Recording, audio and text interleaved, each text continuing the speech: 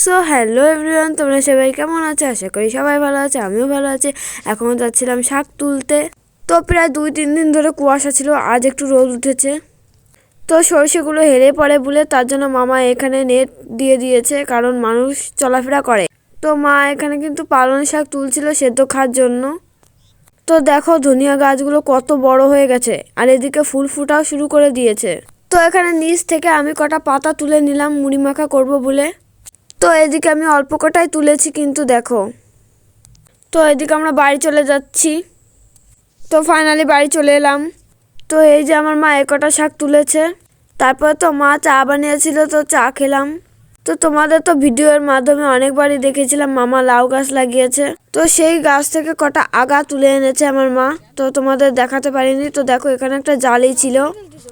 তো আমাদের ছোট লাউদের বলা হয় জালি, তোমাদের ওখানে কি বলা হয়?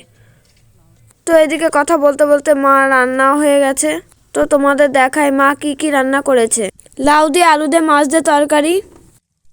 তো এইদিকে পালং শাক সেদ্ধও আছে। তো কে কে পালং শাক সিদ্ধ খেয়েছো কমেন্টে জানাবে, আমাদের তো ভালো লাগে।